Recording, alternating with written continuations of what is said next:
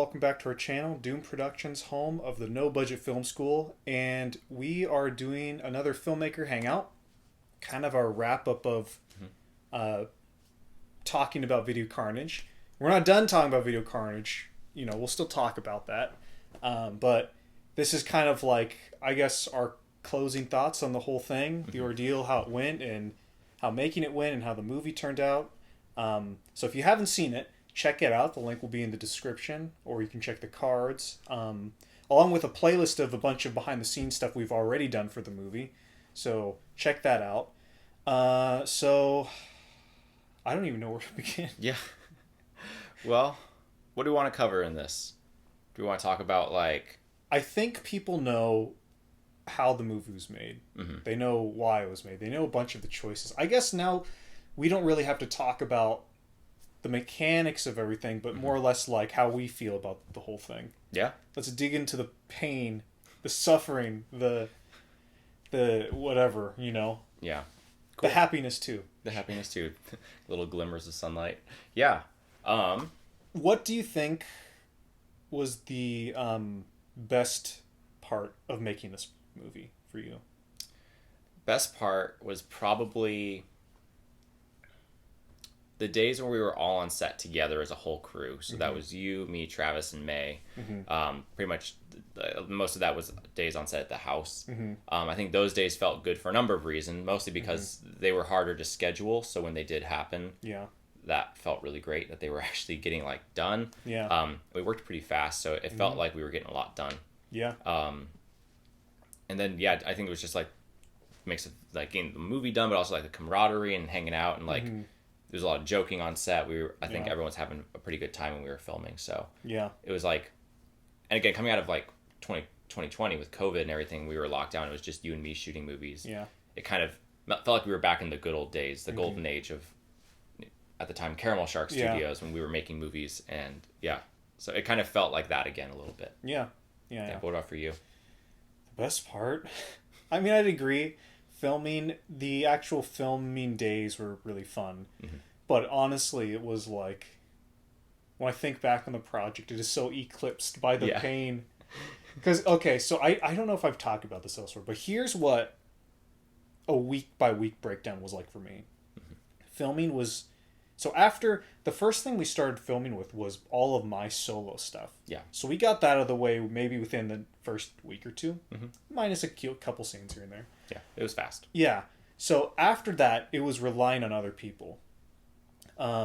So I think generally Thursdays and or Saturdays and Sundays were the filming days. That 4-day stretch. But we never filmed 4 days in a row. We only ever filmed, I think, maybe 2 days in a week at the very most. So kind of what that looks like is, we finish filming my stuff. So then that Monday, we have our meetings like normal, and we sit down, and we just kind of think, okay, well, I guess it's more of me. I look at the schedule, and I look at the script. I write down all the scenes that we're going to film. Now, it's pretty chaotic when you look at a huge spreadsheet of literally every single scene, and you're singling out scenes. I've already divided by locations, but I'm even dividing it further, by props, by where specifically at the location, because if we're at the house, it's not so easy to film by the river and then film at the house in the next scene. So we kind of have to jump around. So I'm making a perfect schedule for that day. I'm writing down all the props we need. I'm making a list of all the food we want. I'm texting the crew and cast and double checking, hey, are you free? Just reminding them. And then I'm doing more creative stuff. I'm double looking at the script and just making sure if anything needs to be changed. Thinking about the cause and effect. If I make this choice, what impact will that have on the film? I'm looking at the storyboards. Oh, wait, they're right here. I packed them away, but they're not. It's not totally gone. So I'm looking at the script, right? And as you all know, I didn't storyboard, but I did have mini loose boards that I did. So really tiny sketches of pretty much just setups. That's really all they were. The setups that I wanted of the film. So I'm double looking at that, just making sure it's totally sure, because you can never be totally 100% sure. Usually what I would end up doing is, let me see if I have it somewhere. Oh, I do. I would re-storyboard things, right? So just to be totally safe, because it's kind of a hassle to flip through this thing with everything, it's easier just to do individual story, again, setups. So that's what I did here. So I would make these. And so that would, like, so between getting all the props, you know, ready, getting all the costumes, materials, I mean, it's kind of a logistical kind of, you're in producer logistics mode for a lot of it. And that's, you know, and I'm just trying to make little tasks for each day. So Monday I'll plan everything. Tuesday it's like, okay, I'm going to get the food. Wednesday I'm going to finalize the storyboards and the script. Thursday I'll remind the cast, the crew, whoever. And I have all these little tasks throughout the week. So you go through that, and then there's a scheduling thing where we can't film anymore. So it's like, okay, then you have to wrap your head around, okay, plan A is out the window. Is there anything that we can film today? And so then it's really quickly, within the span of a couple hours instead of an entire week, thinking about, okay, how do I film this thing now instead? Mm-hmm. Sometimes we did that, sometimes we didn't. It got to a point where whenever someone would cancel, we would film something, but we got to a point where it was canceled so many times, we filmed everything that we needed to film, and it was literally just relying on other people. And so then it was just a rinse and repeat for the following week, because you would think that you would because you went through all that work for that week, it would be done, so you wouldn't need to do that next week. But that's not true, because if you shot anything, you would have to edit, and you'd have to organize that footage. It's also good to just double check. I'm weird like that. I have to double check everything. And of course, because you miss one day, then the rest of your schedule has to be pushed back and rearranged based on people's availabilities. So if you do that for 2 months straight, you go crazy. That's the result. And so that's what I think about when I think about Video Carnage, is just that. That constant state of just problem solving, which I think we've said before. Mm-hmm. Filmmaking is problem solving most of the time. And it just kind of reaffirmed like certain things, I think, really, of like things I want to make sure I have ready for the next movie. Mm-hmm. I can't remember what your question was. What was your favorite day on set?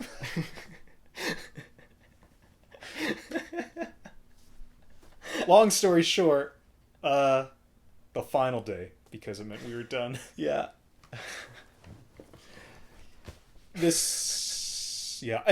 Honestly, I really don't know how I feel about this movie yet. Still, it's still too soon. I know in our interview with Mirdula, I kind of talk about like when I look at it, I just feel I see a rushed project, and that's true. But I also see like a lot of value in it too. But I also see parts that I wish would change, would have done better. So it's such a mixture, because at the same time, I think it is such an achievement for us. I think this is the biggest project we've ever pulled off. Oh yeah. But there are some very difficult parts. Of it. Oh yeah. I don't know what, because that's, I mean, for our, if anyone's unfamiliar, kind of the way we do it is like the director of the project is like responsible for like spearheading the project. Mm-hmm. But like, it's not one of those things where like I'm just left all alone. Yeah. Kind of how it is like I'll do all that logistical stuff, and you're just like, hey, what do you need me to do? And I'll tell you, and you'll do it. And like, that's what's great about this partnership, is that we can rely on each other. Mm-hmm. Where for like the bell rings, even it's like, okay, what do you need? What can I do? But I'll just step back or whatever if you need that. Or they haven't heard the title yet. Did I just? Now you guys know, but you don't know when it's happening. Oops. I thought that had been said before. We just leaked it, I think. I mean, we can erase over that if you want. No, it's fine. Okay. For your next project, you're spearheading that. Yeah. And I'm kind of in the past. I'm in vacation mode, honestly. Mm-hmm. Now that it's all out, because it's like, whew, it's all behind us. Yep. Take a chill. Nice. Hanging out. Yeah. Don't worry about it. But it has been interesting, because we've been promoting this way more than we've done ever. And that's what I wanted to get into, because I don't think we've talked much about our promoting, because we don't this is the first time we've really been conscious about promoting a thing and like having a plan. Yeah. And you kind of were, again, spearheading that just since you were directing. Do you want to kind of go into what promoting, how we came up with what we did and all that? And, you know, before I get into that, I can take credit for it. Like, the movie has 1.3 thousand views so far. Mm-hmm. It got to about 1,000 views in, I think, 5 days. Yeah. We could try to take credit for promoting and being responsible for that, but honestly, it's because of the viewers and you all. So thank you for sharing. Thank you for watching our movie and supporting it, because as crazy this process is, as much as it is like just this our dumb little selfish kind of dream we wanted to share or whatever. Yeah. You all shared it and you all kind of watched it and shared it around, and that's great. So thank you so much for doing that. Really appreciate it. But so that out of the way, you know, not putting all of like, this is all us, we did it. My philosophy on this was kind of like how I kind of looked at how Netflix and streaming services promoted their stuff. And streaming services in general don't do a lot of trailers leading up to I mean, they'll do like an announcement trailer, maybe like 1 or 2 trailers with some ads here and there, but they do not do the whole theatrical movie advertising campaign like movie theaters do if a movie's going to be released in the cinemas. And that's because it's just a different world. It takes, you have to be aware when you go to the theater, you have to know what's playing. You have to put aside an evening. You have to maybe get babysitters. You might have to plan out, you know, hey, where are we going to eat before or after? It's a huge thing that you have to commit yourself to. So the companies want to push, like, watch this, this is coming out, be aware of it. And that makes sense. And honestly, that's something that film school students, I don't think anyone tells you this in film schools, but that's kind of the mentality we all have. I've had that mentality for our YouTube stuff, which just, it doesn't make sense for online distribution whatsoever, because it doesn't matter how many trailers you put out, doesn't matter how good it looks. Probably if you put out a bunch of like 5 trailers that look awesome and amazing, you know, a month, a couple weeks, you know, several months before your movie comes out, no one's going to care. No one's going to see it. Yeah. That's just the truth. The people who will see it are the cast and crew and like people on Facebook who you're friends with. That's who's going to see it, but not anybody else elsewhere. Yeah. Because when you see an awesome trailer, what you want, if it's online, is as a viewer, because we're very kind of like scatterbrained. We want to click on here, now, right now. So what the streaming services do, and if you're on YouTube, my philosophy was we're going to advertise the crap out of it after it's released. So the trailer that we released on YouTube was literally just for our fans, for you all who are subscribed to our YouTube channel. We just wanted to let you all know that it was coming out that Friday. We wanted to give you a date and a time so you could plan out your weekend to plan when to watch it. But then after that, on that Friday, starting that Friday up to still now, TikTok, Instagram, Facebook, Twitter, Facebook groups, we're making one post on each of the social media platforms every single day promoting our movie in some way, shape, or form. Now, what that looks like is different, and that's a whole nother topic in general. But the idea behind that is when I see something that looks really cool, because I'm scatterbrained, I'm just around. If I see something that looks cool and it says, ooh, a cool movie, I want to see that. And then I go to our YouTube page and it's not available. It's like, oh, that's dumb. I want to watch that now. And then I go to another YouTube page, or I just swipe through TikTok, or I'm doing whatever. And then I forget about Doom Productions' new movie. Yeah. If you are just randomly scrolling and you see an advertisement for a thing on YouTube or on the internet in general, you want to click on it. You want to watch it right then and there. And that's why we decided to do heavy promoting after the movie came out. And obviously we had lots of help from obviously the viewers. We had some friends posting about it. I think I even got my family to post stuff on Facebook.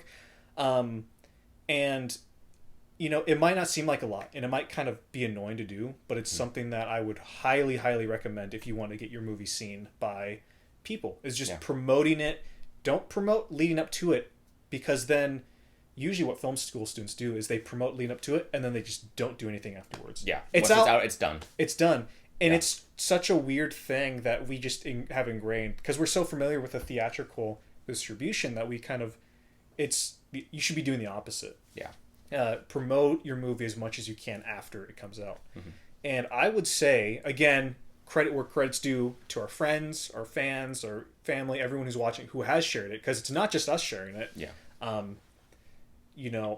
Giving credit to them, this style worked for us because we reached 1.3 thousand views as of right now, whereas House took 6 months to get to 1,000 views. Yeah, which was a big deal for us. So, and our goal going into Video Carnage was like, let's get 1,000 views by the end of 3 weeks, and we smashed that goal in 5 days. So if you're a filmmaker, that's something I would highly, highly recommend. And if you're releasing stuff for free, advertise it, promote it after it's released. Yeah. And there are people like 92 Films, Dan Loss, he promotes his stuff months after it's come out. He's still promoting movies that come out like last year. And it's like, that's awesome. And I think we should be doing that more too. Because like, I agree. We were sitting on 3 other movies that we released last year. And it's like, we don't talk about them a whole lot. So if you haven't seen them, check out... maybe not Great American Sleepover. No. That's our first movie. We kind of did an episode on this, but check out Oh Brother, check out House, and check out October. Those are 3 feature films from us that you can watch right now. Because if you like Video Carnage, just check those out. Yeah, something in there for everyone. Yeah, I think so. Lots of variety, I think, and all that. Our different stuff. Yeah. I think.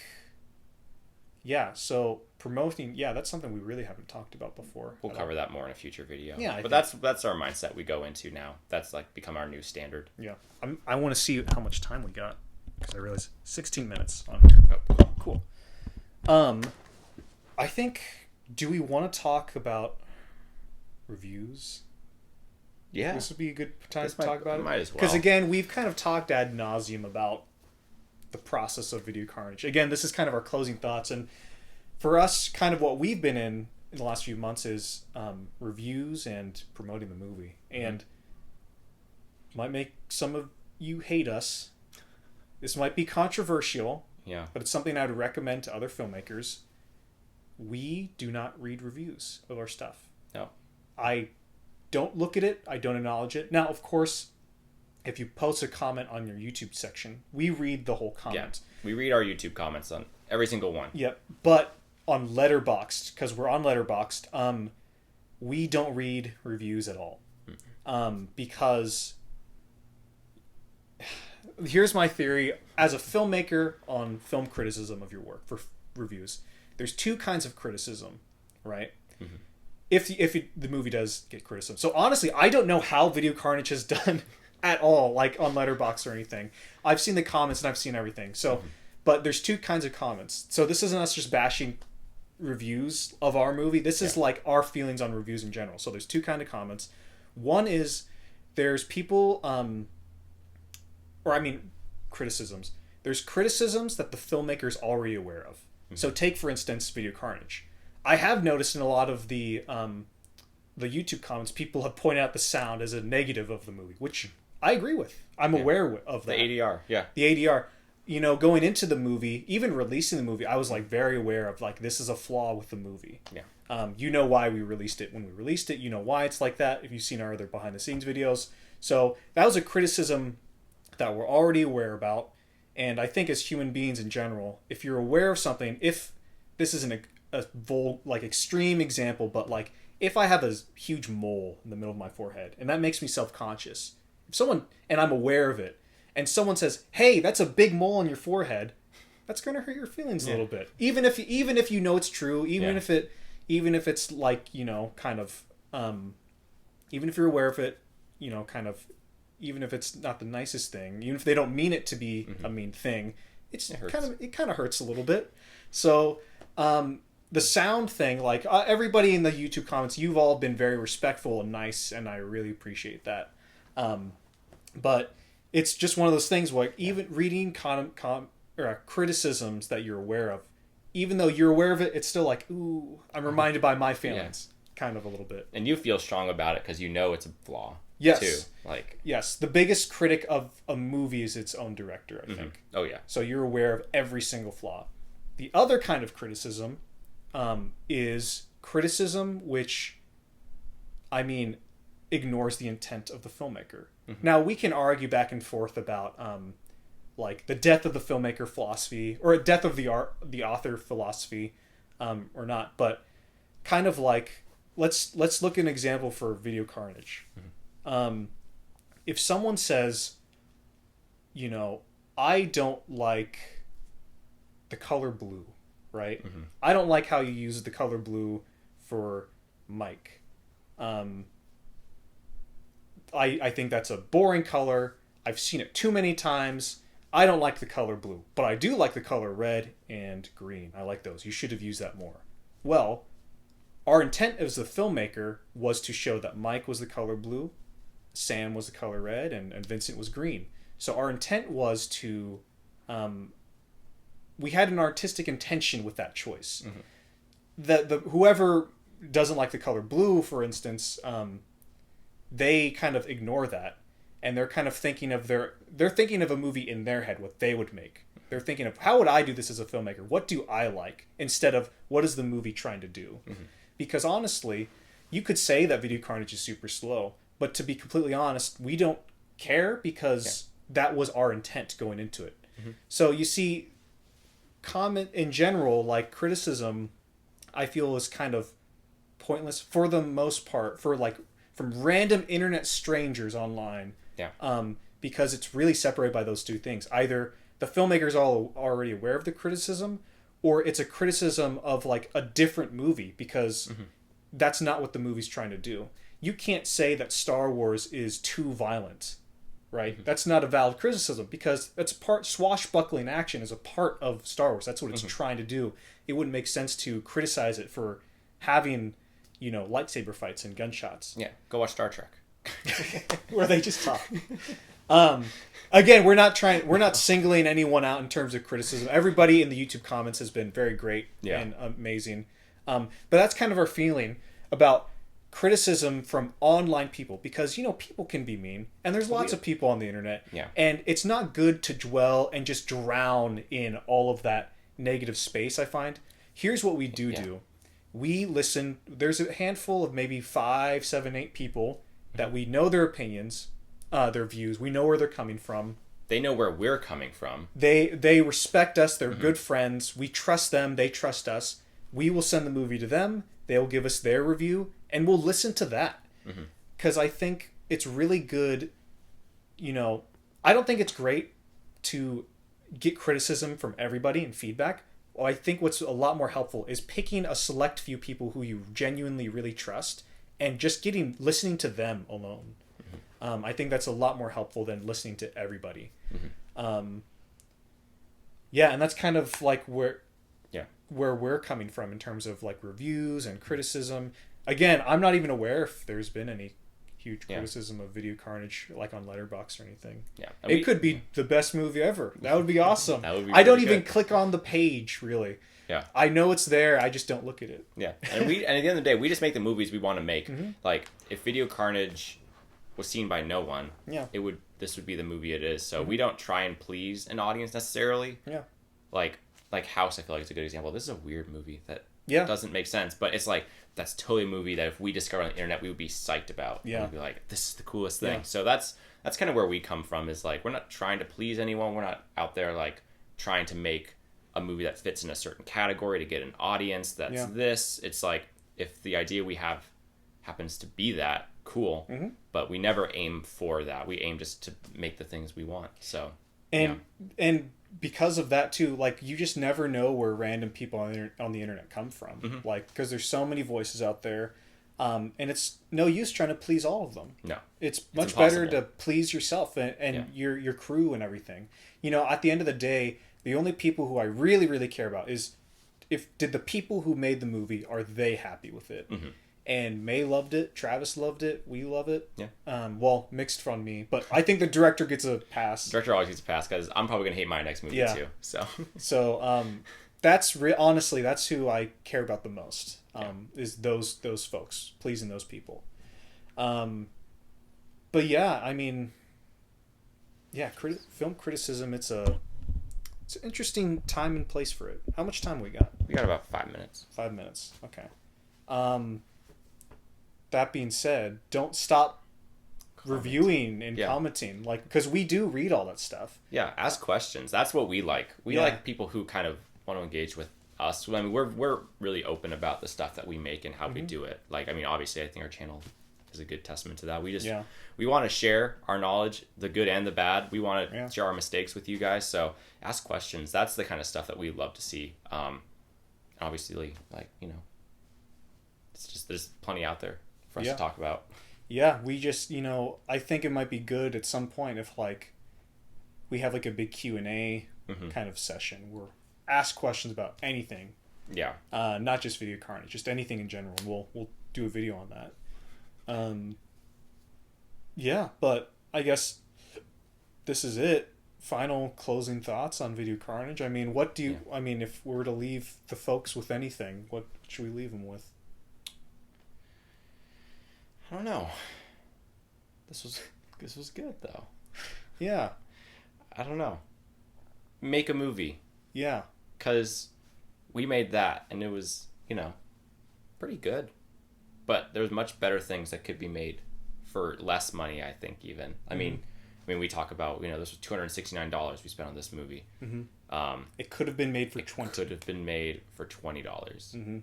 But, you know, we feed our crew, and that's the main thing. Yeah.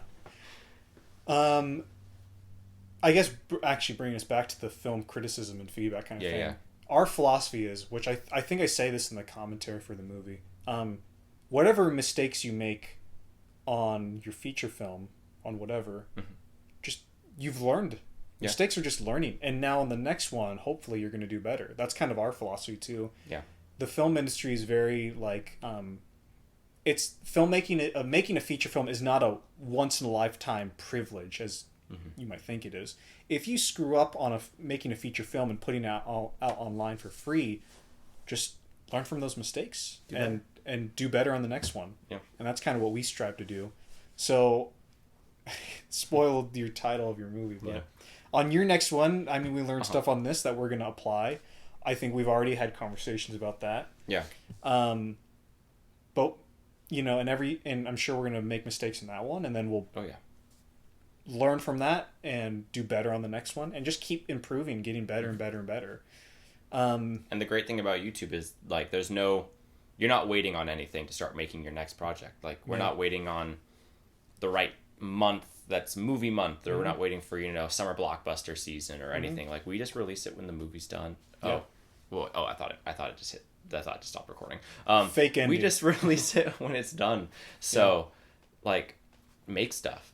Like, there's an arguments for quantity over quality and which is better, and should you aim for making one really good thing or making a bunch of things. And really, at this point, if you're just starting to make movies, you should just try and make a bunch of things, because then you're going to learn faster and you're going to evolve quicker. There is time to taking your time, there is a time for taking your time on a project. But I wouldn't worry about that if you're just starting out. Make a lot of stuff. And it's not a big deal if you make mistakes, because that just gets you to that point where you can make something better sooner. And honestly, that's our goal. I mean, I think where we're at right now is we're just making a bunch of stories that we really want to tell, making movies that we want to make. And at some point in the future, we will have a massive, huge project which will stretch us and push us. But hopefully, you know, and we'll probably try to get a little more money on that. I mean, we're no budget film school, but we're not against a budget would be nice someday. A budget would be nice, but I think we're not ready for that. We're not ready for all that kind of stuff. And there are so many stories we have that don't need a budget, so we're just going to keep grinding away on those. And we waited so long to make features, now we can finally do it. And we're doing it. Yeah, so here we are. Yeah. Well, thank you everyone for watching. Stay tuned for more educational film content about making movies for no money, and more feature films coming this year. How many we got? How many more we got coming? We got 4 more coming. 5 more. We got 5 more features coming this year. I think so. Yeah. Yeah. Tentatively 5 more features. So stay subscribed for that if you like our feature films. Yeah. Or if you just like our educational content, stay subscribed for that. Share it with your friends and family. Yeah. Yeah. We'll see you guys later. Yeah. See ya.